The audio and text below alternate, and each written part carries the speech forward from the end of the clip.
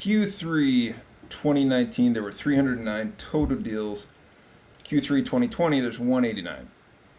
So about a third decrease in terms of total deals. Whether that's COVID or not, who really knows? But that's what the numbers look like. The biggest winner in Q3 in terms of total number of deals was LPL with 42 out of the 189. So what is that? 25, 30, 20, something, whatever percentage it is. LPL is a winner in terms of total number of deals. Same as Q3 last year, LPL actually had 208 out of the 309 total deals, which is insane. That's just an insane number of deals in one quarter. So LPL is getting after it. Another big boy on the scene is Stifel. So Stifel had 25 deals, 6.73 billion in new assets. 2.57 of that was strictly from Wells Fargo. So Stifel is ransacking Wells Fargo, and there's some big teams here. I mean, 398, 327, 370, 100 million plus. Stifel is going after Wells Fargo hard. I mean, wirehouses in general, but specifically Wells Fargo. They only had one outflow of 62 million, so I guess you could say Stifel is really just socking it to all of these wirehouses, and pretty much anyone that comes across their path for that matter.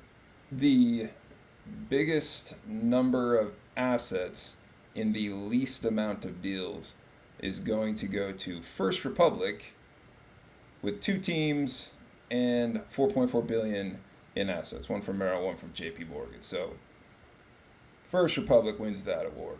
Bravo, First Republic.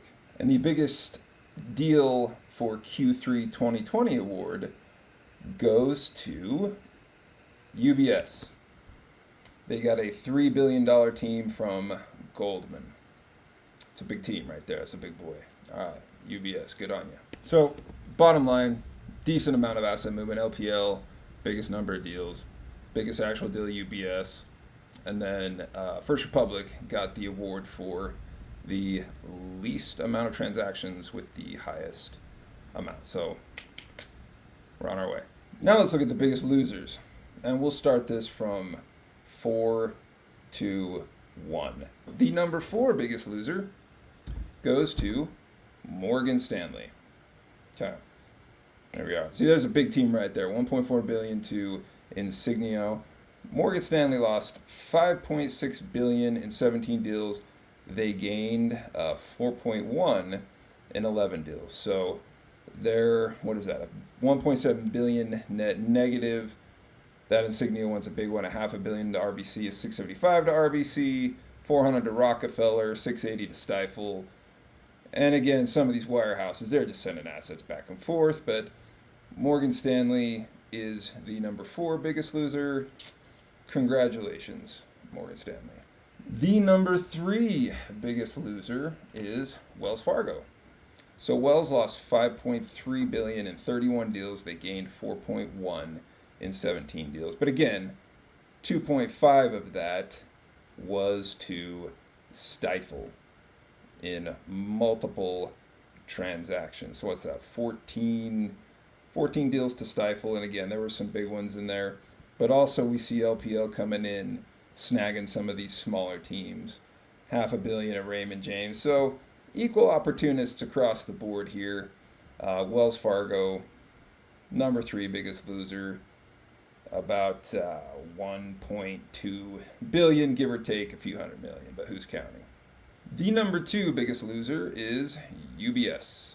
So UBS lost about 10 billion in 24 deals. They gained 5.1 in 6 deals. The bulk of that was the one from Goldman Sachs, but you can see right here, UBS 1.2 to Dynasty, 1 billion to Morgan Stanley, 1.2 to Raymond James. So UBS lost some big teams, and I mean, $250 million there, another billion to Stifel. They lost 4 billion plus teams in Q3. That's a lot of billions. I mean, that's a big exodus right there. Now you can kind of see the theme here. A lot of it are the wirehouses. The wirehouses are hemorrhaging assets. This has been pretty consistent, I would say, year over year for the last 3 years, at least from what these reported numbers show. But UBS is our number 2 for Q3 2020. And now for the biggest loser of Q3 2020. And our winner is Merrill Lynch. Now, this is nothing against Merrill. I know a lot of great people at Merrill, but they are getting flogged. To put it mildly, $2.7 billion to First Republic.